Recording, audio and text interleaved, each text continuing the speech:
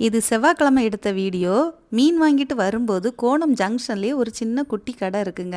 பாயாச கடைன்னு போர்டு வச்சுருந்து, என்னடா நம்ம ஊரில் பாயாச கடையான்னு உடனே வண்டியை நிப்பாட்டி, அதில் வேற மழை வேற, மழைக்கு இப்படி ஒரு சுட சுட பாயாசம் குடித்தா நல்லா தான் இருக்கும் அப்படின்னு சொல்லிட்டு ரொம்பவே சந்தோஷம். எனக்கு இப்படி ஒரு கடை நம்ம ஊர்லேயும் இருக்குதா அப்படின்னு சொல்லிட்டு.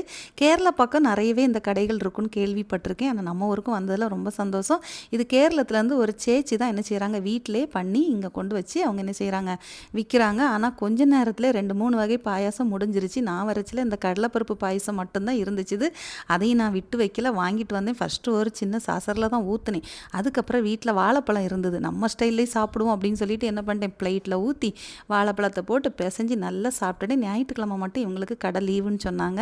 நீங்கள் இந்த பக்கம் வந்தீங்கன்னா அவங்கக்கிட்ட பாயசம் வாங்கி சாப்பிட்டுட்டு மறக்காமல் கமெண்ட் பண்ணுங்கள். ரொம்பவே டேஸ்ட்டாக இருந்தது. இனி நம்ம பாயாசம் வீட்டில் வைக்கண்டாம் போல், இவங்ககிட்டே வாங்கி சாப்பிட்றலான்னு நினைக்கிறேன். அடிக்கடி பாயாச பிரியர்களே மறக்காமல் வாங்கி சாப்பிடுங்க. கேரளா ட்ரெடிஷ்னல் பாயாசம்லாம் சாப்பிட்றதுக்கு கேரளா போகணும்னு இல்லைங்க, இந்த சேச்சி கடையிலே கிடைக்கிது. என்ன போல் பாயாச பிரியர் யாரெல்லாம் இருக்கீங்கன்னு கமெண்ட் பண்ணுங்க.